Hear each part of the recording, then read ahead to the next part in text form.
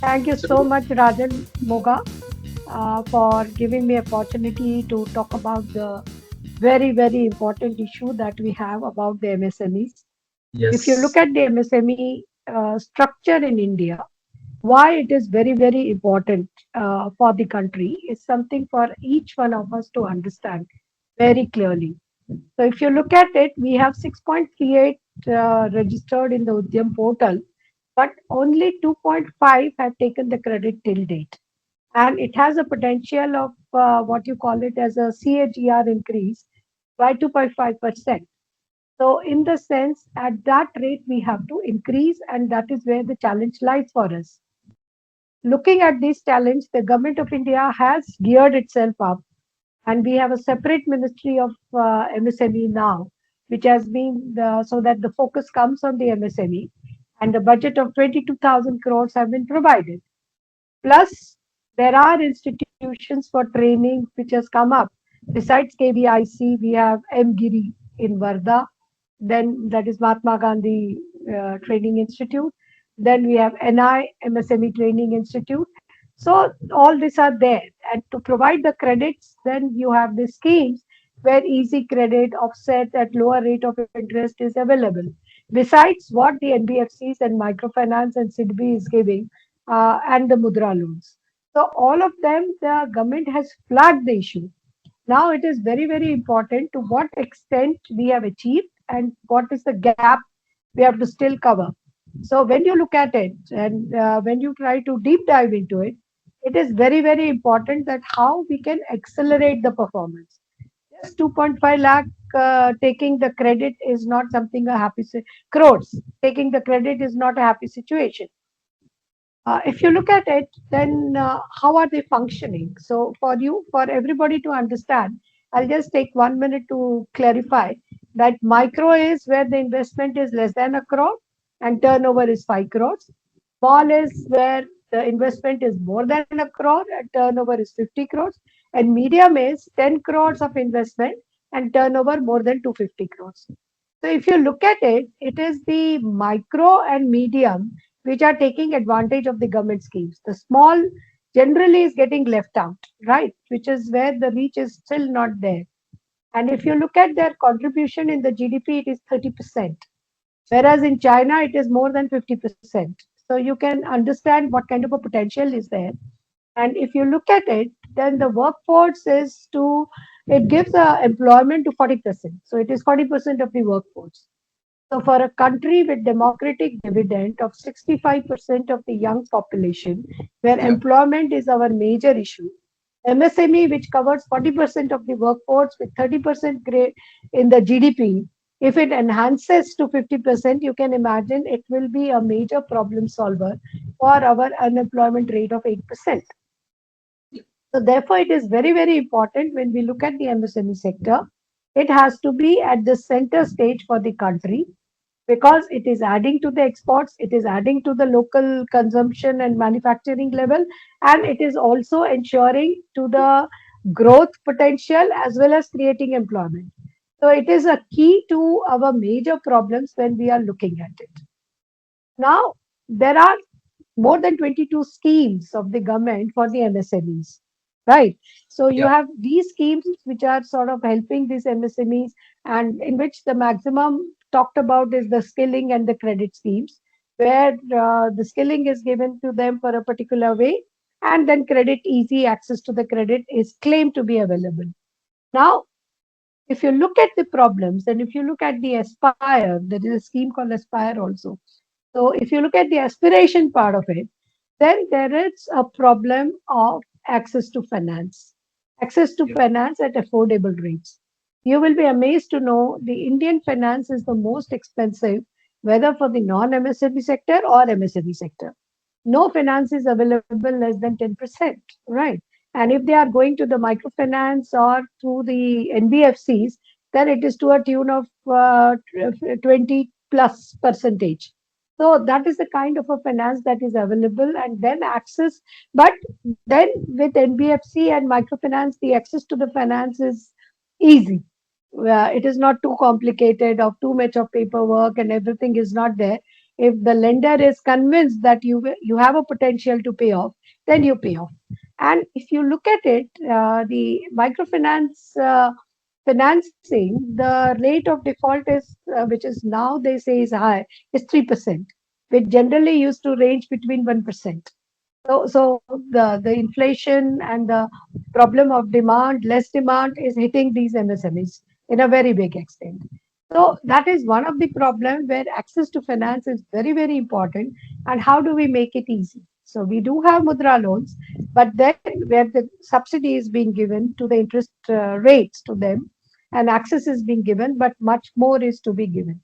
And recently, the limit has been increased from 10 lakhs to 20 lakhs, so which is a good sign. But then, in this good sign, there is a constant need to revisit and see whether it is reaching them. So there is a talk about assessing the impact of the mudra. Now it is 10 years of mudra, as to what extent it has enhanced their income levels and how much it has improved upon it. So that is very, very important. The second problem what you are having is that of an infrastructure. So when you look at the problem of the infrastructure of it, then there is a big problem of infrastructure where you will find that they have an access now to net, they have an access to the banking, they have an access to the digital payments. If you look at it, and roads are also to a considerable extent constructed. Now, country's commitment that's more than 6 to 7 lakh, 11 lakh crores rather, will be spent on infrastructure, will be a boon to these MSMEs. Plus, why I talked about the access to net, because future marketing is going to be the electronic way, e-commerce platforms. Because if you look at the customer behavior, more and more behavior, even for the big machineries, whether you buy the machineries or whether you are taking it on hire, they are approaching the internet platforms, and these platforms have become a source for providing. So there is a boon that when they sort of board on the e-commerce platform, the advantages are, if you look at the e-infrastructure to which they have an access, they get an immediate market feedback. To give you an example, when pandemic was there, the textile industry in India tried out their e-commerce platforms for Europe, United Kingdom, and USA. When they boarded it, it was literally at zero cost. They have to put some product with the details and put it on the e-commerce platform and observe how the demands are coming, right? And Yeah. these platforms provide you the real-time feedback of the customers. So you will find, okay, I'm not getting any demand on this particular product, but a lot of demand on bed linen, right? Yeah. Then Indians like flowery patterns on the bed linens. Whereas if you look in the Europe or UK or USA, they want plain colors, muted colors in bed linen. So immediately our textile industry, with this immediate feedback, adopted itself. The packaging thing, how you're pricing it there, how you become competitive. And resultant was during pandemic, they captured the huge percentage of these markets. And that is what they went ahead. So that is an opportunity for MSME in e-commerce for exports and within the country to expand their zone of marketing. And this is happening now. Whether it is a handmade goods, whether it is a machine made goods, or whichever way it is today, if I want to buy a D-shaped doormat, I go to these platforms and I'm able to get something immediately delivered to me instead of hunting around for an acquired kind of a doormat shape, which I am looking forward or which I think I should get. So that kind of an infrastructure, you are getting it. Similarly, therefore, it is very important to train them. But then there are some problems into it in this technology adoption. The problem is our rules.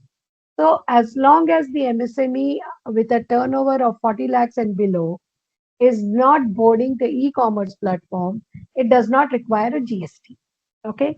Yeah. But the moment you upload it, you want a GST number. So the moment you have a GST number, even if you are eligible of all the exemptions and you don't want it, but you have to file all the returns. So Yeah. monthly returns have to go. So that is cumbersome. For them to engage an accountant who is going to file the GST is tough. Therefore, it has been advised to these e-commerce platforms to handhold them by providing them the technology which is automated so that it is not a burden for them. And yet, they focus on their manufacture, they focus on their feedback analysis, they focus on expanding it in the market and moving ahead with it. Right.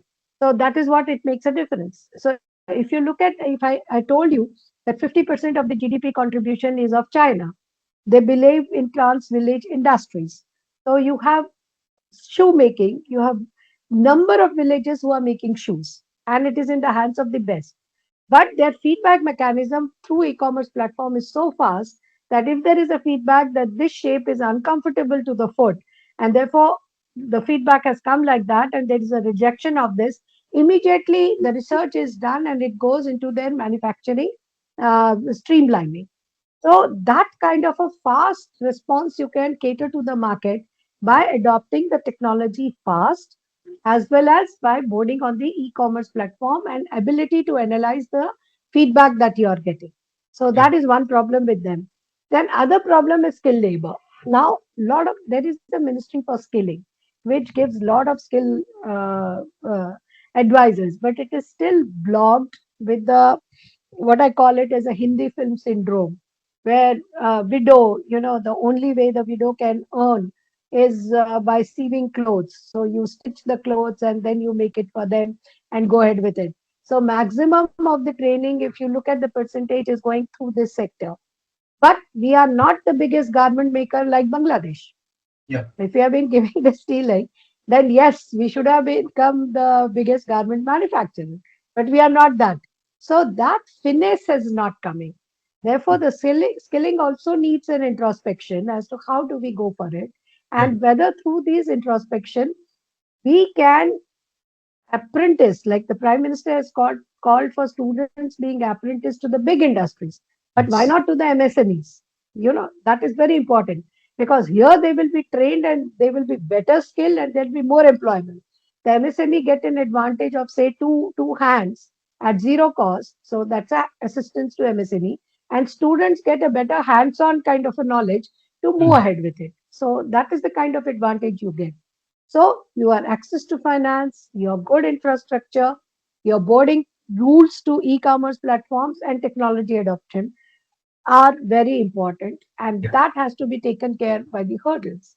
Yeah. One good thing has happened for the payments of the MSMEs, that the GEM portal, which is the government procurement portal, there it is constantly monitored that their payments are done within a specified times of a month or 1.5 months. Similarly, now you will find in all the board meetings where it is mandatory that MSMEs should be your first payouts, and you have to ensure in 45 days you are paying out. That agenda is now all good companies are bringing it into the board meeting, and they are saying whether they are adhering to it or there is a delay. If delay, why? So this is going to help MSMEs for lesser working capital because of the fast circulation of the money that they are getting in. So a Yes. quick circulation of money, lesser working capital, lesser finance. So it works out more competitive. And then a wider platform, what you will get through e-commerce, will make them more sustainable. Along with that, there are some problems of rules also, because the truck transport in the towns is stopped in the daytime. So their loading, uploading has to be in the late nights. That has to be permitted. We have to think holistic for them. Their raw material supply, we have to think holistic for it. So that there is a complete holistic approach on their raw material procurements, their manufacturing, their cost of power, which is again very expensive in India. We are the most expensive cost of power in India. But now with more, but unfortunately, the alternate sources of power for a continuous supply, it is still not sturdy. So they are still relying on the coal-based power supply. But then it will give them a relief when more and more we get into the hydel supply or nuclear supply, which will give them a constant supply of power at a cheaper rate. So that is also going to make a significant move, and the country is moving towards it, which is very, very good sign.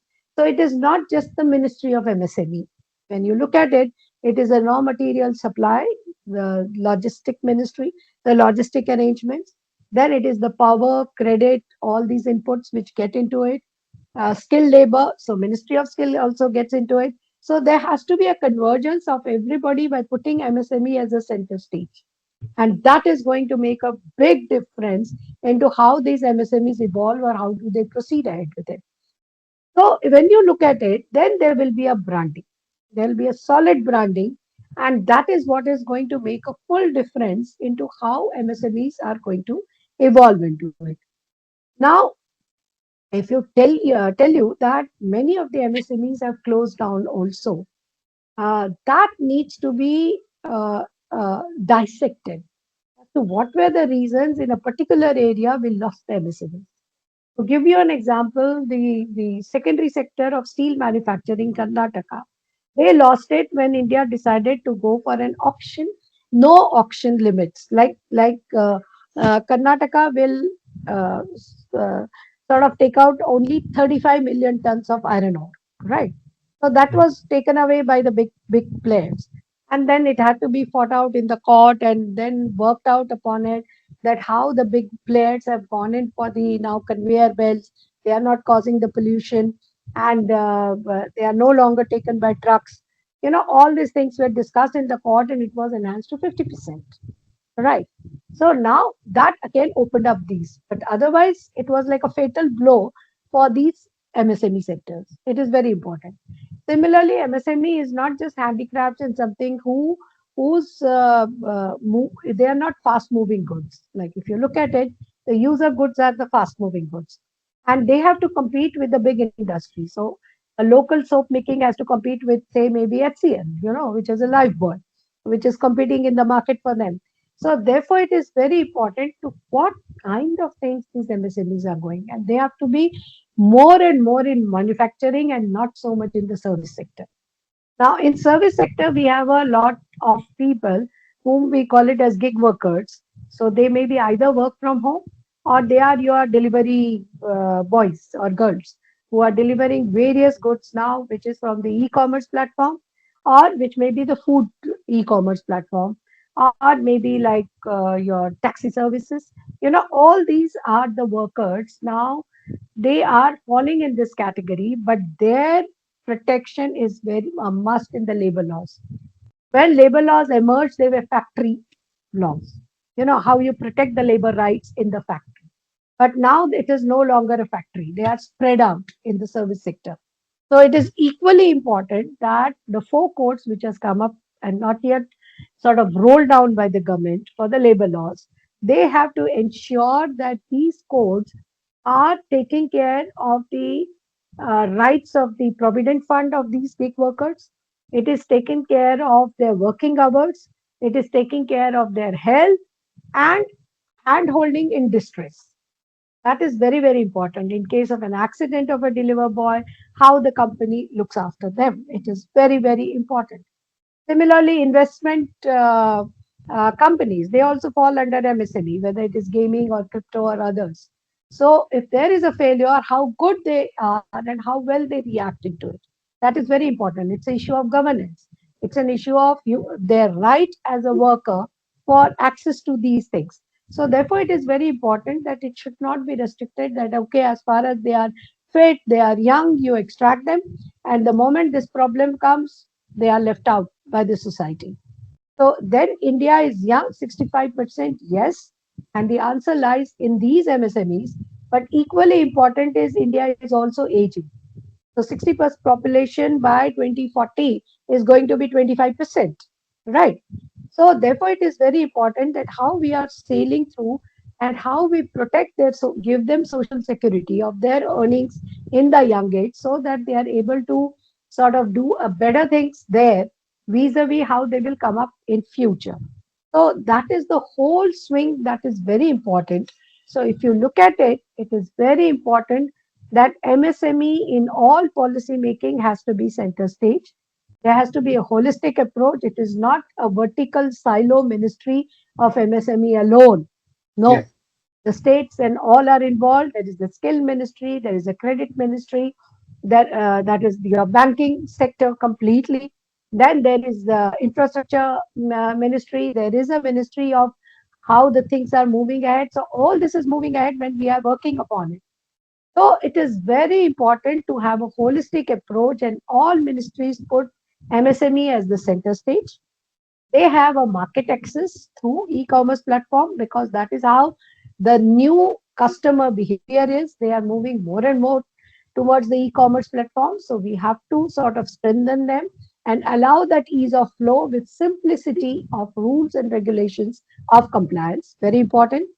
Then it is very important that these MSMEs is the realization that India's problem solver is MSME. We have to increase the export, yes, MSME. We have to give the employment, it is MSME. We have to deep dive into interior areas, it is MSME. We have to shift the wealth from urban to rural, it is MSME. So whether it is food processing or adding value to the agriculture crop produce to that of the manufacturing of the various goods and processing, everything will fall under this. And that is where the entrepreneurship is going to come up. We have startups also. Now, here I will like to emphasize on the startups that we had good startups coming up and they got the angel funds also. But unfortunately, the income tax department suddenly woke up, and that's why again I repeat of a holistic approach. Yeah. It's a revenue department. It suddenly woke up and decided this angel fund is an income and therefore it is liable to the income tax. Where it is not, it is like an equity, it is an investment. Yeah. Similarly, the IIT research, we talked, like Prime Minister also talked so much that the research has to be emphasized, and that the industry started giving to IITs for research for their problem solving. That money, they said, is liable for the GST. It took 2 years to remove it and hinder the entire process of the research. And research is a continuous process. It requires them peace of mind and focus, and then they work on their problem areas. So we can't keep on disturbing them. So entrepreneurship growth possibility is there. We have become followers in the software industry. The questions are framed by Google or Microsoft and others. We are providing good answers. But what the problem is, we have to create a product. We have created UPI, Yeah. our product. We have created digital payment, which has caught on so well, which was based on the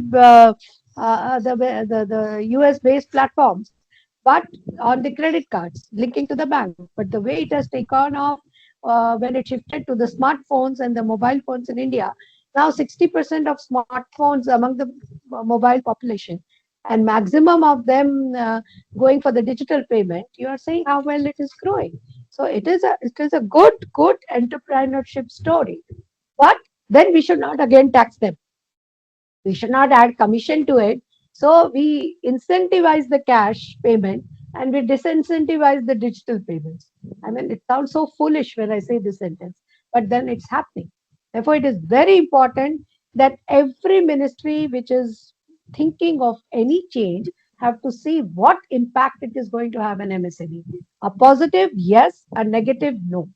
That is very important. Otherwise, we will be sort of hating MSMEs because for them to reorganize takes time and it is loss of their growth opportunity. Then they get entangled into the problems that they are facing. These are the labor intensive structures, and it is very important that we have to sort of focus, get the efficient people into these MSMEs, constantly talk of their issues, and not just talk, work on resolving it. We have to tick those boxes when we are moving ahead. So I think I'll stop here and take questions if any, and then in the end we can wrap up, right? Sure. So I think I can see some questions. Yes, I shared on a chat box, so you can. You see the chat box? So in the chat, I can see in the chat. No chat box. I'm not able. Yeah, yeah. There are something why has come. One is issue is MSME often struggle to secure affordable credit from banks and financial institutions. Why? limited credit history, lack of collateral, and poor financial documentation.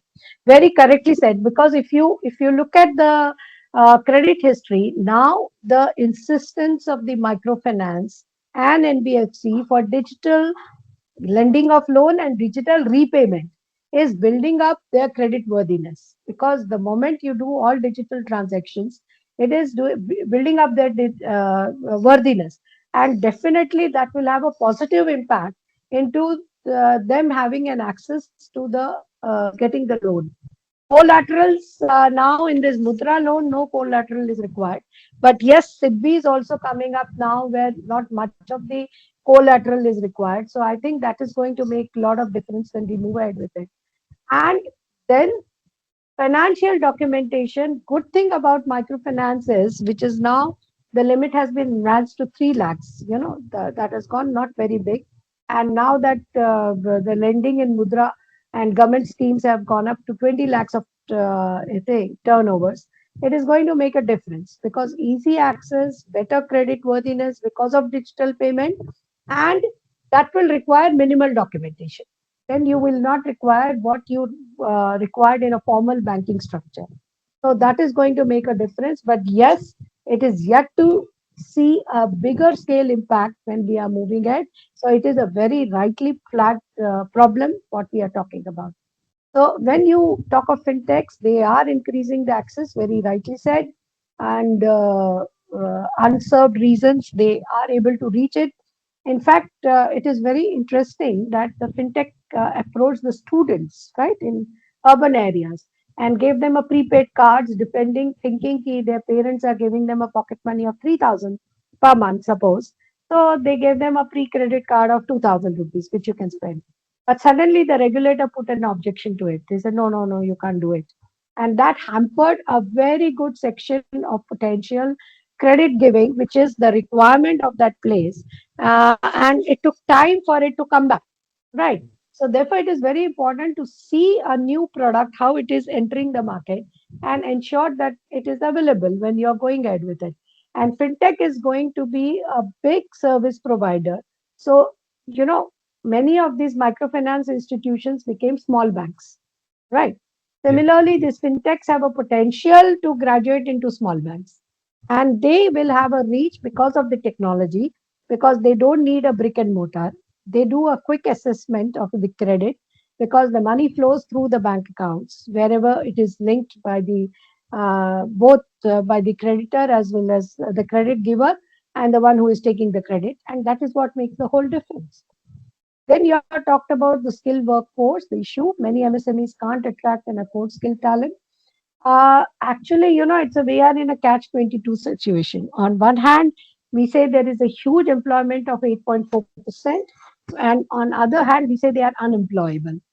So then we have to rethink, and the only solution lies is give them apprenticeship with the MSME. They will train them exactly what they want. And Yeah. if they are hardworking, if they are open to learning, definitely employment will not be an issue. So answer lies there, nowhere else. And if you look at it, the larger companies offer better pay, yes, but then MSME is the major employer, so you can divide it. Larger company, you have to appreciate one thing, with the automation coming during pandemic, as the smaller companies were going to e-commerce platforms, the larger companies were back on the drawing board and discussing what all can be automated. Yeah. Right. So they did a big exercise, what all can be automated. So large companies, even if they double up their production, the employment is not going to double up. Employment may increase by 5 to 10%. So we have to focus on these MSMEs, which will be the major employment giver as we evolve into it. And that is what is going to make the whole difference. So therefore, the large company is no threat to the employment, because there you will get only the best or the top-notch trained ones will go there. And there also then it's a pyramid, right? Like a pyramid, they'll reach the top. But maximum will have to be here. And there is a huge potential, because don't forget, we are 1.4 billion. Our consumption, we ourselves is a big market.